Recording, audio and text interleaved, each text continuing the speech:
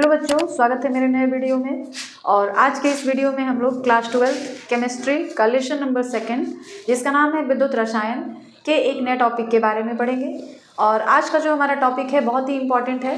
Topic का क्या है कि इस तरह से जो है गैल्वेनिक सेल दिए गए हैं और इस गैल्वेनिक सेल की सहायता से आपको अर्ध सेल अभिक्रिया तथा शुद्ध सेल अभिक्रिया लिखना है। अर्ध सेल अभिक्रिया क्या होता है और शुद्ध सेल अभिक्रिया क्या होता है, कल भी हमने इस पे थोड़ा सा डिस्कस किया था। अर्ध सेल अभिक्रिया का मतलब हो गया कि आप वो अभिक्रिया लिखिए जिसमें केवल अक्सीकरण होता हो और केवल अपचयन होता हो। केवल अक्सीकरण और केवल अपचयन को दिखाएंगे ना तो वो अर्ध सेल अभिक्रिया होगी। और जब दोनों को जोड़ दिया जाएगा तो वह जो होगा शुद्ध सेल अभिक्रिया होगा। तो यह एक सेल को रिप्रेजेंट कर रहा है और गैल्वेनिक सेल को रिप्रेजेंट कर रहा है। इसमें से आपको पता लगाना है कि कहाँ पर अपचयन हो रहा है, कहाँ पर आक्सीकरण हो रहा है। उन दोनों को पहले अलग अलग करना है, फिर दोनों को जोड़ना है। तो जोड़ने के बाद आपको शुद्ध सेल अभिक्रिया मिलेगी। ठीक है, हमने आपको जब सेल पढ़ाया था उसमें ये भी बताया था कि जो एनोड होता है उस पर आक्सीकरण होता है, जो कैथोड होता है उस पर अपचयन होता है। तो आपको इसमें मेनली यही पहचानना रहता है कि कहाँ पर आक्सीकरण हो रहा है और कहाँ पर अपचयन हो रहा है। कौन सा जो इलेक्ट्रोड है वो एनोड की तरह काम कर रहा है और कौन सा इलेक्ट्रोड जो है वो कैथोड की तरह काम कर रहा है। तो आपको एक चीज़ हमेशा याद रखनी है कि जो इलेक्ट्रॉन का त्याग करता है वह इलेक्ट्रोड जो होता है एनोड कहलाता है और वहाँ पर हमेशा आक्सीकरण होगा। जो इलेक्ट्रोड इलेक्ट्रॉन को ग्रहण करता है वह कैथोड कहलाता है और वहाँ पर केवल अपचयन होगा। तो आपको इस दोनों ही सेल में बस ये पहचानने की ज़रूरत है कि कौन सा इलेक्ट्रोड एनोड है और कौन सा इलेक्ट्रोड कैथोड है। ठीक है, चलिए देखते हैं। ये जो है गैल्वेनिक सेल को रिप्रेजेंट करने का तरीका है, आपको बताया गया था जब सेल पढ़ाया गया था। तो अब देखिए इसमें क्या है। निकेल पहले इस तरह का था, बाद में वो Ni2+ में बदल गया। तो आपको अब ये बताना है कि जो निकेल है वो इलेक्ट्रॉन का त्याग कर रहा है कि इलेक्ट्रॉन को ग्रहण कर रहा है। आपको ये डिसाइड करना है। ठीक है, कि निकेल पहले ऐसा था लेकिन जब अभिक्रिया हुई उसको विद्युत अपघट्य के अंदर रखा गया तो वो Ni2+ में बदल गया। मतलब ये क्या है, एनोड है कि कैथोड है, आपको ये डिसाइड करना है। ठीक है, तो आपको ये पता होना चाहिए कि कोई भी इलेक्ट्रोड जो होता है या कोई भी धातु जो होता है, कोई भी पदार्थ जो होता है, जब इलेक्ट्रॉन का त्याग करता है तब उस पर प्लस चार्ज आता है। तो निकेल जो है यहाँ पे लिखा जाए, यहाँ पे निकेल पहले इस टाइप का था, बाद में वो किस में चेंज हो रहा है Ni2+ में। 2+ को आप ऐसे भी लिख सकते हैं। मतलब निकेल 2 इलेक्ट्रॉनों का त्याग कर रहा है, तभी तो उसमें 2+ चार्ज आ गए हैं। तो ये तो इलेक्ट्रॉन त्याग कर रहा है, मतलब ये क्या है, एनोड है कि कैथोड है? बोलिए, Ni जो है वो इलेक्ट्रोड है कि एनोड है कि कैथोड है? जो इलेक्ट्रॉन का त्याग करता है वह एनोड माना जाता है और वहाँ पर आक्सीकरण होता है। ठीक है, तो लिखेंगे इसको कैसे। इलेक्ट्रॉन का ये त्याग कर रहा है। हमने आपको बताया था कि अगर आप तीर के आगे ई लिखते हैं तो वो इलेक्ट्रॉन त्याग रहा है, तीर के पीछे अगर ई लिखते हैं तो वो इलेक्ट्रॉन ग्रहण कर रहा है। तो इसको लिखने का तरीका कैसा है, देखिए Ni2+ को आप इस तरह से भी लिख सकते हैं। ठीक है ना। अब ये तो 2 इलेक्ट्रॉन त्याग रहा है, मतलब यहाँ पे 2e लिखा जाएगा ऐसे। आगे बात समझ में, तीर के आगे इलेक्ट्रॉन दिख रहा है ना, मतलब निकेल जो है 2 इलेक्ट्रॉन का त्याग कर रहा है। 2 इलेक्ट्रॉन का त्याग हो रहा है, मतलब यहाँ पे क्या हो रहा है, आक्सीकरण की अभिक्रिया हो रही है। तो यहाँ पे हम लोग ब्रैकेट, ये क्वेश्चन नंबर 1 हो गया, इसके बगल में लिखेंगे आक्सीकरण अभिक्रिया, आक्सीकरण अभिक्रिया। और ये किस चीज़ का काम कर रहा है, एनोड का काम कर रहा है, क्योंकि एनोड पर जो है हमेशा आक्सीकरण की अभिक्रिया होती है। ये बात समझ आ गई। अब अपचयन किस पर हो रहा है ये भी आपको पता लगाना है। ठीक है, ये जो 2 लाइनें बीच में दिख रही हैं, आपको बताया गया था कि यह जो है लवण सेतु को रिप्रेजेंट कर रहा है। 2 समांतर रेखाएं जो होती हैं लवण सेतु को दिखाती है। यानी जो गैल्वेनिक सेल बनाया गया है इसमें एक लवण सेतु का भी प्रयोग किया गया है। ठीक है, चलिए दूसरा अपचयन की अभिक्रिया होगी और उसको हम लोग कैसे लिखेंगे, यहाँ पे देखिएगा 1 मोल लिखना छूट गया है ऐसे, ये उसकी कंसंट्रेशन को बताता है, ठीक है। अब एजी के बारे में क्या है, एजी पहले इस तरह का है, देखिए पहले ये था बाद में ऐसा हो गया। एजी पहले इस तरह का था, आयन के रूप में था, ठीक है, बाद में वो कैसा हो गया, एजी, केवल एजी, उस पे से जो प्लस चार्ज है वो खत्म हो गया। तो एजी का जो प्लस चार्ज है वो खत्म कैसे हुआ होगा, एजी पहले आयन के रूप में था, यह जो है एक इलेक्ट्रॉन को ग्रहण करेगा, तो ग्रहण करता है तो हम लोग इस तरह लिखते हैं, और जब इलेक्ट्रॉन ग्रहण करेगा ना तो एजी प्लस था पहले, ग्रहण कर रहा है तो एक माइनस भी आ जाएगा, प्लस और माइनस कट जाएंगे, क्या बचेगा, केवल एजी बच जाएगा। आ रही बात समझ में। तो एजी प्लस जो था वो क्या कर रहा है, इलेक्ट्रॉन को ग्रहण कर रहा है, तो इलेक्ट्रॉन को ग्रहण कर रहा है मतलब वो क्या है, कैथोड है, और कैथोड पर क्या होता है, अपचयन होता है। तो ये आक्सीकरण अब अलग हो गया, अब अपचयन को भी अलग करके आपको दिखाना है, तो उसको हम लोग लिखेंगे इस तरह से, एजी प्लस जैसा लिखा हुआ है 1 मोल, इलेक्ट्रॉन ग्रहण कर रहा है तो इलेक्ट्रॉन यहीं पे लिखा जाएगा तीर के पीछे, तब जाके तीर का निशान लगाया जाएगा, ठीक है। अब वो किस तरह से हो जा रहा है, एजी में चेंज हो जा रहा है, तो हम लोग इसको ऐसे लिखेंगे, ठीक है। और ये हो गया क्वेश्चन नंबर 2। यहाँ पे क्या हो रहा है, बगल में लिखना पड़ेगा अपचयन। आई बात समझ में, यहाँ पे कौन सी अभिक्रिया हो रही है, अपचयन। तो ये अर्ध सेल अभिक्रिया हो गया, देखिए इसमें कहा गया है सेल की अर्ध सेल अभिक्रिया तथा शुद्ध सेल अभिक्रिया लिखे, तो ये दोनों अर्ध सेल अभिक्रिया हो गए, जिसमें इलेक्ट्रॉन आपको दिखाई पड़ रहा है, ऑक्सीकरण हमने अलग दिखा दिया, अपचयन अलग दिखा दिया, तो ये अर्ध सेल अभिक्रिया हो गए। अब जोड़ना है दोनों को, जोड़ेंगे तो उसमें ये जो ई दिख रहा है ना वो दिखना नहीं चाहिए, तो वह जो होगा शुद्ध सेल अभिक्रिया हो जाएगा, ठीक है। तो देखिए क्या करेंगे, यहाँ 2e है, यहाँ पे 1 ही है, तो इसको हम लोग पहले 2 से इंटू कर देंगे, ताकि 2e यहाँ पर है तो 2e यहाँ पर भी हो जाए। जब जोड़ने जाएंगे ना तो ये 2e जो होंगे कट जाएंगे, तो हम लोग इसको 2 से मल्टीप्लाई करेंगे, मतलब यहाँ भी और यहाँ भी सबको 2 से मल्टीप्लाई करना है, तो क्या हो जाएगा ये 2Ag प्लस 2e फिर 2Ag, ठीक है। अब इसको मान लीजिए समीकरण नंबर 3 हो गया, मान लीजिए अब 1 और 3 को जोड़ देना है, समीकरण 1 तथा 3 को जोड़ने पर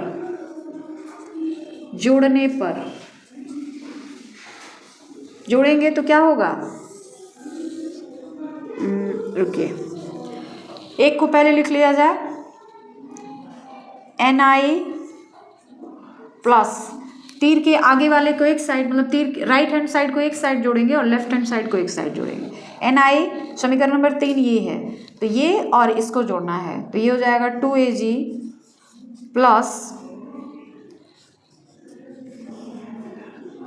प्लस 2E, तीर के पीछे वाले सारे हमने जोड़ दिए। अब तीर के आगे जो है ना उसको जोड़ा जाएगा, तीर लगा दीजिए पहले। अब यहाँ पे क्या बचा है, Na2 प्लस 1 मोल प्लस 2E और फिर ये वाला 2Ag, ठीक है। इसमें देखिए क्या दिख रहा है, 2E यहाँ भी है और 2E यहाँ भी है, इसको अगर उठा के इधर ले जाएं तो ये माइनस में हो जाएगा, या इसको उठा के इधर लाएं तो ये फिर माइनस में हो जाएगा, प्लस माइनस जो होंगे कट जाएंगे, तो हम लोग डायरेक्ट यहाँ से काट दे रहे हैं इसको, ठीक है। इसीलिए इसको हमने 2 से इंटू किया था, ताकि दोनों इलेक्ट्रॉनों की संख्या बराबर हो जाएगी तो वो आसानी से कट जाएंगे। अब हमारे पास क्या बच रहा है, Na प्लस 2Ag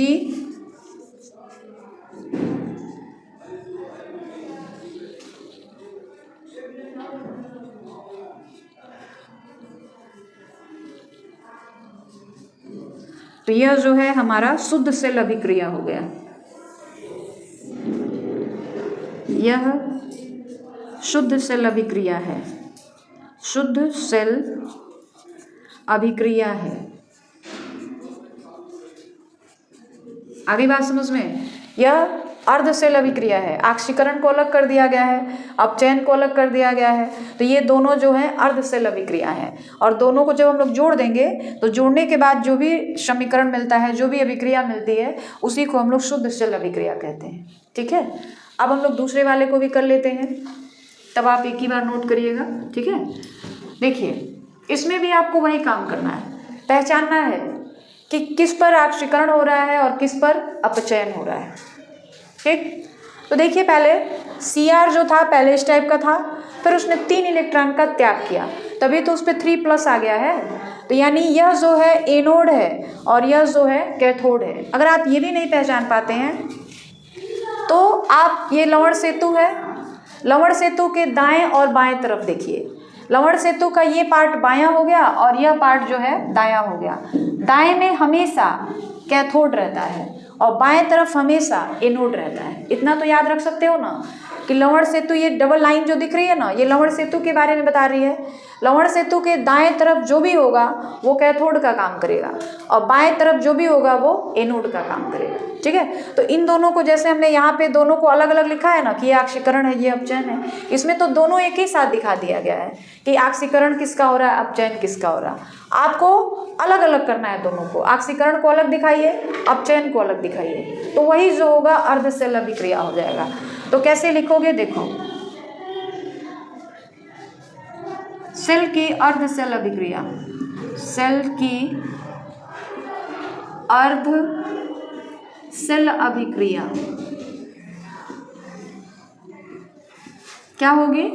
तो पहले इसके लिए एनोड के लिए Cr, इसने कितने इलेक्ट्रॉन का त्याग किया हुआ है, 3, क्योंकि 3+ दिख रहा है ना इसलिए। तो ये हो जाएगा Cr3+ Aq और यहाँ पे 3E। ये हो गया समीकरण नंबर 1। और यहाँ पे क्या हो रहा है, आक्सीकरण हो रहा है, आक्सीकरण अभिक्रिया, ठीक है। अपचयन को, इसको हम लोग समीकरण नंबर 1 कहेंगे। अब दूसरे वाले को लिखेंगे Pb2+ Aq। यह कितने इलेक्ट्रॉन को ग्रहण कर रहा है, 2, तो 2 यहाँ लिखा जाएगा, तीर का निशान, फिर Pb, ठीक है। ये हो गया समीकरण नंबर 2। और यहाँ पे क्या हो रहा है, अपचयन हो रहा है, अपचयन अभिक्रिया, ठीक है। अब देखिए दोनों में इलेक्ट्रॉनों की संख्या को बराबर करना है। तो यहाँ 3E है और यहाँ 2E है, किससे मल्टीप्लाई करेंगे कि ये दोनों इलेक्ट्रॉन जो होंगे आपस में बराबर हो जाएंगे, सोच के बताइए। नहीं समझ आ रहा है ना, तो क्या करेंगे, इस वाले इक्वेशन को ना, यहाँ पे 2 है तो इसको हम लोग 2 से इंटू कर देंगे और इस वाले को 3 से इंटू कर देंगे। आई बात समझ में। यहाँ तो क्लियर था कि यहाँ 2E है तो हम इस वाले इक्वेशन को भी 2 से मल्टीप्लाई कर दिए ताकि यहाँ 2E है तो यहाँ भी 2E मिल जाए। लेकिन यहाँ पे क्लियर नहीं हो रहा है तो हम लोग क्या करेंगे, इस वाले को 2 से, और यहाँ पे 2E है तो इसको हम लोग 3 से इंटू करेंगे। तो क्या हो जाएगा, देखिए 2 से सबको मल्टीप्लाई करेंगे तो ये हो जाएगा 2Cr3 प्लस इसको जब 2 से करेंगे तो कितना आ जाएगा, 6E। इसको दे दीजिए इक्वेशन नंबर 3, ठीक है। 2 तक तो हो ही गया है। अब इस पूरे को 3 से मल्टीप्लाई करना है, तो 3 से मल्टीप्लाई करेंगे तो क्या हो जाएगा, देखिए 3Pb2 प्लस इसको भी 3 से करेंगे 6E इज इक्वल टू, यहाँ पे भी 3Pb। ये हो गया समीकरण नंबर 4, ठीक है। समीकरण 3 और 4 को जोड़ने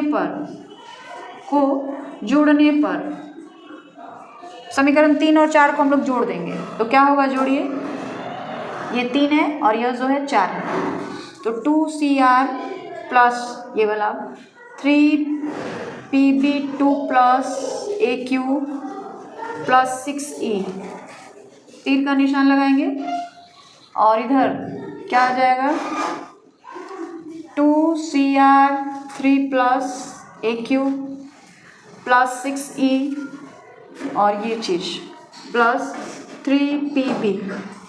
जोड़ दिया हमने दोनों इक्वेशन को। देखिए यहाँ पे 6E, यहाँ पे भी 6E कट जाएंगे, ठीक है। क्या बचा हमारे पास, 2Cr plus 3Pb2 plus Aq is equal to 2Cr3 plus और प्लस 3Pb। यह जो है हमारा यही शुद्ध सेल अभिक्रिया हो गया। ठीक है, यह शुद्ध सेल अभिक्रिया है, शुद्ध सेल अभिक्रिया है। आगे बात समझ में? तो इस तरह से अगर गैल्वेनिक सेल का निरूपण इस तरह से किया गया है तो उसका अर्ध सेल अभिक्रिया और शुद्ध सेल अभिक्रिया हम लोग इस तरह से लिख सकते हैं। तो ये दोनों बातें किस तरह से किया हमने, समझ आ गया आपको अच्छे से, कोई कंफ्यूजन नहीं है। तो आगे बढ़ा जाए। अब हम लोग एक दूसरे टाइप का सवाल करेंगे जो अभी हम लोगों ने जो सवाल किया था ना उसके बिल्कुल अपोजिट है। पहले वाले सवाल में क्या था कि गैल्वेनिक सेल दिया हुआ था और उसमें आपको आक्सीकरण और अपचयन दोनों अभिक्रियाओं को अलग अलग करना था। लेकिन यहाँ पे क्या है, यहाँ पे आपको साफ दिख रहा है कि आक्सीकरण कहाँ हो रहा है, अपचयन कहाँ हो रहा है। आपको गैल्वेनिक सेल का निरूपण करना है। गैल्वेनिक सेल के निरूपण में कहाँ पे सिंगल लाइन की यूज़ की जाएगी, कहाँ पे डबल लाइन यूज़ की जाएगी, ये बात आपको बतानी है। ठीक है, तो इसके लिए क्या करेंगे, देखिए सबसे पहले Cu है जो कि किस अवस्था में है, S लिखा हुआ है। S का मतलब होता है सॉलिड, ठोस अवस्था में है। और ये बाद में किस तरह का हो जा रहा है, Cu2+ एक्वस 2+ यानी ये 2 इलेक्ट्रॉन का त्याग कर रहा है। Cu पहले ऐसा था, बाद में ऐसा हो गया, मतलब ये क्या कर रहा है, 2 इलेक्ट्रॉनों का त्याग कर रहा है। तो जहाँ पर इलेक्ट्रॉनों का त्याग होता है वो आक्सीकरण अभिक्रिया होता है और वो जो इलेक्ट्रोड होता है वो एनोड माना जाता है। ठीक है, अब जो सिल्वर है पहले उस पर प्लस चार्ज है, मतलब एक आयन है उस पर, धन आयन। बाद में क्या हो जाता है, Ag केवल सिल्वर धातु में बदल गया है। मतलब ये क्या कर रहा है, एक इलेक्ट्रॉन को ग्रहण कर रहा है। तो पहले दोनों को अलग अलग दिखा लेते हैं, उसके बाद हम लोग सेल अभिक्रिया को दिखाएंगे। तो इसके लिए हम लोग क्या करेंगे, देखिए CuS is equal to Cu2+ Aq। ये क्या कर रहा है, 2 इलेक्ट्रॉन का त्याग कर रहा है तो 2e लिखा जाएगा। और यहाँ पे क्या हो रहा है, आक्सीकरण हो रहा है, आक्सीकरण। ठीक है, Ag जो है यह इलेक्ट्रॉन को ग्रहण कर रहा है, तो हम लोग इसको ऐसे लिखेंगे 2Ag + A3, जैसा जैसा लिखा हुआ है सवाल में। ठीक है, ये क्या कर रहा है, एक इलेक्ट्रॉन को ग्रहण कर रहा है तो तीर के पीछे ही इलेक्ट्रॉन को दिखाया जाएगा इस तरीके से। और तब हम लोग लिखेंगे 2Ags सॉलिड। और यहाँ पे क्या हो रहा है, तो लिखेंगे अपचयन। कौन सी अभिक्रिया हो रही है, अपचयन अभिक्रिया हो रही है। अब सबसे पहले यहाँ पे क्या करना पड़ेगा, यहाँ पे E है और यहाँ पे 2e है। तो जब हम लोग दोनों समीकरणों को जोड़ेंगे तो यहाँ पे भी 2e होना चाहिए, तभी तो ये 2e और ये 2e जो होंगे आपस में कैंसिल हो जाएंगे। तो हम लोग क्या करेंगे, इसको 2 से, तो यहाँ पे भी 2e लिखना पड़ेगा, इसलिए कि यहाँ पे 2e है तो 2 यहाँ पे लिखना पड़ेगा आपको इस तरीके से। सबको मल्टीप्लाई करेंगे ना, तो ये तो पहले से ही दिया हुआ है तो फिर ये भी सब 2 हो जाएंगे। जैसे यहाँ पे 2 पहले से ही दिया है तो 4 हो जाएगा, ये भी 4 हो जाएगा। तो आपको यहाँ पे बस इलेक्ट्रॉन में 2 से मल्टीप्लाई कर देना, यानी जो असल में रिएक्शन है वो ये है, ये 2e और ये 2e दोनों को जोड़ेंगे तो आपस में कैंसिल आउट हो जाएंगे। तो वो करके पहले से ही दिया गया है। अब सेल का निरूपण कैसे करेंगे, देखिएगा CuS। ठीक है, CuS हमने लिखा तो यहाँ पे एक सिंगल लाइन देनी पड़ेगी आपको, फिर Cu2+ और यहाँ पे फिर आपको लगाना पड़ेगा एक्वस, यानी Cu पहले ऐसा था बाद में ऐसा हो गया। ठीक है, और फिर बीच में हम लोग लगाएंगे लवण सेतु। लवण सेतु 2 लाइन से दिखाया जाता है तो लवण सेतु हमने लगा दिया। उसके बाद Ag AQ, फिर सिंगल लाइन Ag इस तरह से। ठीक है, और यहाँ पे आ जाएगा S। तो ये हमारा गैल्वेनिक सेल का निरूपण हो गया। गैल्वेनिक सेल का निरूपण इस तरह से होगा, देखिए CuS Cu2+ Aq। ये देखिए ये जो 2 था ना, ये 2 किस लिए लगाया गया, सबको 2 से इंटू किया गया है तब जाके ये 2 ये 2 ये 2 आया हुआ है। तो उस 2 को हम लोग इसमें नहीं लिखेंगे। तो ये हमारा यह गैल्वेनिक सेल की स्थापना, देखिए लिखा है ना स्थापना, या निरूपण भी आप लिख सकते हैं। यही जो है ना गैल्वेनिक सेल का निरूपण है या गैल्वेनिक सेल की स्थापना है। इसी तरीके से आप इस सवाल को भी करेंगे, ठीक है। तो इस सवाल को कैसे करेंगे, देखिए इसमें भी आपको ऑक्सीकरण और अपचयन दोनों को पहले अलग अलग करना है। तो ऑक्सीकरण कहाँ पे हो रहा है, CO पहले ठोस अवस्था में था, अभी वो CO2+ हो गया, यानी यहाँ पे ऑक्सीकरण हो रहा है, और ये जो PD जो है इसका अपचयन हो रहा है। तो उनको अलग अलग करके लिख देना है बस। COS = CO2 + AQ + 2E, ये क्या हो रहा है, ऑक्सीकरण हो रहा है, ऑक्सीकरण, ठीक है। अपचयन को भी दिखा दीजिए, इसका अपचयन हो रहा है, तो PD2 + AQ + 2E = PDS। अब इन दोनों समीकरण को जोड़ेंगे ना तो 2E तो कट जाएगा, अतः जो सेल का निरूपण होगा किस तरह का होगा, COS single line CO2 + AQ, यहाँ पे डबल लाइन आ जाएगी, फिर PD2 + AQ, और फिर यहाँ पे सिंगल लाइन PDS। तो यह जो है हमारा गैल्वेनिक सेल है, यही जो है गैल्वेनिक सेल का निरूपण है। तो ये देख लीजिए, पहले वाले सवाल में क्या था कि इस तरह का सेल दिया हुआ था और दोनों को हमको ऑक्सीकरण और अपचयन को अलग अलग करना रहना था। अभी क्या है, ऑक्सीकरण और अपचयन दिया हुआ है, दोनों को जोड़ करके हमको सेल का निर्माण करना है। तो देखिए हमने दोनों को जोड़ करके सेल का निर्माण कर दिया, इसमें भी दोनों को जोड़ करके यहाँ पे सेल का निरूपण हो गया, ठीक है।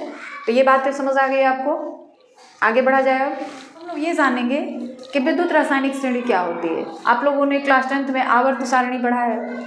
आवर्त सारणी क्या है, जितने भी तत्व हैं उनका एक साथ एक सारणी में निरूपण है, बढ़ते हुए परमाणु भार के आधार पे, बढ़ते हुए परमाणु क्रमांक के आधार पे। उसी तरीके से विद्युत रासायनिक श्रेणी जो है यह भी एक प्रकार की श्रेणी है, एक प्रकार का टेबल है, जिसमें क्या किया गया है, तत्वों को उनके मानक इलेक्ट्रोड विभव या अपचयन विभव के आधार पर बढ़ते हुए क्रम या घटते हुए क्रम में सजा कर रखा गया है। आप दोनों लिख सकते हैं, बढ़ते हुए क्रम भी या घटते हुए क्रम भी, क्योंकि अगर आप इस श्रेणी में देखिए, ये श्रेणी क्या है पहले वो जान लेते हैं। तत्वों के मानक इलेक्ट्रोड विभव के मानों को क्रमबद्ध रूप से घटते या बढ़ते क्रम में लिखने पर एक श्रेणी प्राप्त होती है, जिसे विद्युत रासायनिक श्रेणी कहते हैं। तत्वों के जो मानक इलेक्ट्रोड विभव होते हैं उनके आधार पर बढ़ते हुए क्रम में या घटते हुए क्रम में तत्वों को अगर सजा कर रखा जाए तो जो श्रेणी प्राप्त होगी, जो टेबल प्राप्त होगा, उसी श्रेणी को हम लोग विद्युत रासायनिक श्रेणी कहते हैं, ठीक है। यहाँ पे देखिए हमने विद्युत रासायनिक श्रेणी को रिप्रेजेंट किया है, लेकिन इसमें सारे तत्वों को नहीं लिखा गया है क्योंकि काफ़ी लंबी श्रेणी है, बहुत सारे तत्व हैं, तो इस बोर्ड पे लिख पाना संभव नहीं था। तो ये आपकी बुक में दिया होगा, आप जिस बुक को फॉलो करते हैं, चाहे NCERT की हो, चाहे कोई और प्राइवेट बुक हो, उस बुक में आपको ये सारा चीज़ दिया गया होगा, विद्युत रासायनिक श्रेणी, ठीक है। तो यहाँ पे लिख पाना पॉसिबल नहीं, इसलिए हमने पूरा नहीं लिखा है, बस हमने ये बताया है कि जो विद्युत रासायनिक श्रेणी है उसमें ऊपर की तरफ कौन कौन से तत्व हैं और नीचे की तरफ कौन कौन से तत्व हैं। बीच में जो है हाइड्रोजन है, हाइड्रोजन का जो मानक इलेक्ट्रोड विभव है वो 0 माना जाता है, ठीक है। हाइड्रोजन का जो मानक इलेक्ट्रोड विभव है वो 0 माना जाता है। आप देखिए हाइड्रोजन के ये जो चीज़ें हैं ना वो सारी इसके नीचे हैं, इसके नीचे जगह ना होने की वजह से यहाँ पे लिखा गया है। हाइड्रोजन के ऊपर देखिए ये सारी चीज़ें हैं, इन सबों का मानक इलेक्ट्रोड विभव जो दिया हुआ है सब ऋणात्मक है ना। और हाइड्रोजन के नीचे, तो ये नीचे वाली चीज़ें हैं, यहाँ पे जितने भी तत्वों के मानक इलेक्ट्रोड विभव दिए गए हैं वो सारे क्या हैं, धनात्मक हैं, ठीक है। इस श्रेणी में अगर आप नीचे से ऊपर की ओर जाते हैं इस तरीके से तो ऑक्सीकरण विभव का मान बढ़ता है। अगर श्रेणी में हम नीचे से ऊपर की ओर जाएं तो ऑक्सीकरण विभव का मान बढ़ता है। ऑक्सीकरण कब होता है, इलेक्ट्रॉन का त्याग करने पर। यानी जो तत्व हैं ऊपर की ओर जाएंगे आप तो उनमें इलेक्ट्रॉनों को त्याग करने की क्षमता बढ़ती जाती है। जैसे जैसे आप श्रेणी में ऊपर जाते हैं इलेक्ट्रॉनों का त्याग करने की क्षमता जो होती है वो बढ़ती जाती है। और यहाँ पे देखिए लिखा गया है, तीर नीचे की तरफ आ रहा है तो यहाँ पे लिखा है अपचयन विभव का बढ़ता क्रम, यानी नीचे की तरफ आप आएंगे तो इलेक्ट्रॉन को ग्रहण करने की क्षमता बढ़ती जाएगी। जैसे जैसे सीरीज में श्रेणी में आप नीचे जाएंगे इलेक्ट्रॉन ग्रहण करने की क्षमता बढ़ती जाती है। तो इलेक्ट्रॉन जहाँ पे ग्रहण किया जाता है वहाँ पे अपचयन होता है। तो जैसे जैसे हम नीचे जा रहे हैं तत्वों में इलेक्ट्रॉन ग्रहण करने की क्षमता बढ़ रही है, यानी अपचयन विभव का मान जो हो रहा है बढ़ रहा है। कब? जब हम लोग श्रेणी में ऊपर से नीचे की आ रहे हैं तब। लेकिन ऊपर जा रहे हैं तो इलेक्ट्रॉन त्याग करने की क्षमता बढ़ रही है, यानी आक्षीकरण विभव का मान बढ़ रहा है। ठीक है। जिस तत्व का मानक इलेक्ट्रोड विभव जितना कम होता है वो उतना ही अधिक अभिक्रियाशील तत्व माना जाता है। जिस तत्व का मानक इलेक्ट्रोड विभव जितना कम होता है वो उतना ही अधिक अभिक्रियाशील तत्व माना जाता है। अब यहाँ पे देखिए ये सारे अपचयन विभव दिए गए हैं, सारे के सारे। ठीक है। इसमें सबसे कम मानक अपचयन विभव किसका है? सबसे कम दिख रहा है आपको ये। और सबसे अधिक किसका है? तो ये। अरे बात समझ में। सबसे कम मानक अपचयन विभव किसका है? लिथियम का, जो कि माइनस में दिया हुआ है, सबसे कम है। और सबसे अधिक किसका है? Au गोल्ड, सोना का। यानी सबसे अधिक अभिक्रियाशील धातु जो है वो लिथियम है, क्योंकि इसका मानक इलेक्ट्रोड विभव सबसे कम है। और सबसे कम अभिक्रियाशील धातु जो है वो गोल्ड है, सोना है, क्योंकि इसका मानक अपचयन विभव सबसे अधिक है। तो जिसका मानक अपचयन विभव जितना कम होगा वो उतना अधिक अभिक्रियाशील धातु होगा, और जिसका मानक अपचयन विभव जितना कम होगा वो उतना कम गलती हो गया, जितना कम होगा मानक अपचयन विभव तो वह धातु जो होगा उतना अधिक अभिक्रियाशील होगा। जैसे लिथियम का मानक अपचयन विभव सबसे कम है तो ये सबसे अधिक अभिक्रियाशील धातु है लिथियम। गोल्ड, सोना, इसका मानक अपचयन विभव सबसे ज़्यादा दिख रहा है इस पूरे सीरीज में, यानी यह सबसे कम अभिक्रियाशील धातु है। अब आपको बताया गया था कि अभिक्रियाशील धातु और कम अभिक्रियाशील धातु का क्या मतलब है। जैसे एक एग्जाम्पल से समझिए इसको। एक लोहे का टुकड़ा ले लीजिए और एक सोने का टुकड़ा ले लीजिए। दोनों को आप लगभग 20 दिन तक किसी ऐसे जगह पे रख दीजिए जहाँ पे प्रॉपर धूप भी आता हो, प्रॉपर पानी भी आता हो, सब कुछ प्रॉपर तरीके से वहाँ पे जाता हो। 20 दिन के बाद या 1 महीने के बाद जाकर आप देखेंगे तो क्या होगा? आप खुद सोचिए। जो लोहे का टुकड़ा होगा उस पर जंग लग गया होगा, लेकिन जो सोने का टुकड़ा होगा उस पर कुछ नहीं हुआ है। जैसा आपने रखा था वैसा ही है। मतलब ये कि जो लोहा है ना वो ज़्यादा अभिक्रियाशील धातु है, अधिक अभिक्रियाशील धातु है, इसीलिए उस पर जंग लग गया। वो धूप से, पानी से, हवा से ज़्यादा अभिक्रियाशील होने की वजह से वो किसी से भी अभिक्रिया कर ले रहा है और किसी नए चीज़ का निर्माण कर दे रहा है। तो लोहा जो है धूप से या पानी से जो हवा है उससे अभिक्रिया करके फेरस ऑक्साइड बना देता है, आयरन ऑक्साइड। इस पर जंग लग जाता है, लेकिन क्योंकि ये ज़्यादा अभिक्रियाशील है। लेकिन सोना जो है वो कम अभिक्रियाशील है, जल्दी किसी से रिएक्शन नहीं करता है, जल्दी किसी दूसरे पदार्थों के साथ अभिक्रिया नहीं करता है, तो इसलिए वो कम अभिक्रियाशील धातु है। ठीक है। तो उस पर जंग वगैरह कुछ लगता नहीं है। जैसे आप अपने प्रैक्टिकल लाइफ में भी देखते होंगे, कुछ लोग कम बोलते हैं और कुछ लोग बहुत ज़्यादा बोलते हैं। तो जो लोग बहुत ज़्यादा बोलते हैं, आप लोग एग्जाम्पल के तौर पे आप लोग बहुत ज़्यादा बोलने वाले लोग हैं, ठीक है ना। तो जो ज़्यादा बोलने वाले लोग होते हैं ना उनके फ्रेंड्स बहुत ज़्यादा बन जाते हैं, और जो कम बोलने वाले लोग होते हैं वो जल्दी किसी को फ्रेंड नहीं बनाते, बहुत सोचते समझते हैं, उसके बाद उसको फ्रेंड बनाते हैं कि वो कैसा लड़का है, कैसी लड़की है, सोचते हैं। उसी तरीके से जो गोल्ड है वो कम अभिक्रियाशील है, वो जल्दी किसी से अभिक्रिया नहीं करता है। उसके लिए स्पेशल टेम्परेचर होना चाहिए, स्पेशल प्रेशर होना चाहिए, तब जाके वो अभिक्रिया करेगा। लेकिन जो अधिक अभिक्रियाशील तत्व हैं, अधिक अभिक्रियाशील पदार्थ हैं, वो जल्दी ही किसी भी टेम्परेचर पे, किसी भी प्रेशर पे, किसी दूसरे पदार्थों के साथ अभिक्रिया कर लेते हैं। तो इस श्रेणी में यही बताया गया है कि जो विद्युत रासायनिक श्रेणी है उसमें अगर आप नीचे की ओर जाएंगे तो तत्वों की अभिक्रियाशीलता घटती जाती है, तत्व जो होते हैं कम अभिक्रियाशील होते जाते हैं, और ऊपर की ओर जाएंगे तो तत्वों की अभिक्रियाशीलता बढ़ती जाती है। मतलब वो जल्दी ही किसी दूसरे पदार्थों के साथ अभिक्रिया करके किसी नए यौगिक का निर्माण कर लेते हैं, लेकिन जो नीचे वाले तत्व होते हैं श्रेणी में वो जल्दी किसी के साथ अभिक्रिया नहीं करते हैं, किसी नए यौगिक का निर्माण नहीं करते हैं। ठीक है, तो ये विद्युत रासायनिक श्रेणी है। इसका हम लोगों के जीवन में बहुत ज़्यादा उपयोग है। प्रैक्टिकल लाइफ में तो नहीं कर सकते, लेकिन जितने भी आप हायर एजुकेशन मतलब एजुकेशन लेने जाएंगे तो उसमें यहाँ पे इसका बहुत ज़्यादा यूज़ है। तो इसका उपयोग, इसके गुण, ये सारी चीज़ें हम लोग पढ़ेंगे, लेकिन आज नहीं, वो हम लोग कल के वीडियो में जानेंगे। आज के वीडियो में बस इतना ही। और वीडियो के लास्ट में मैं यही कहना चाहती हूँ कि अगर आपको हमारे वीडियोज़ अच्छे लगते हैं तो प्लीज़ हमारे चैनल को सब्सक्राइब कर लें। वीडियो को जितना ज़्यादा हो सके लाइक करें, शेयर करें, और वीडियो के अंदर जो भी अच्छाइयाँ हो, जो भी बुराइयाँ हो, उसे कमेंट के थ्रू ज़रूर बताएं। चैनल को और आगे बढ़ाने के लिए आप किस तरह का सजेशन देना चाहते हैं, कमेंट के थ्रू ज़रूर बताएं।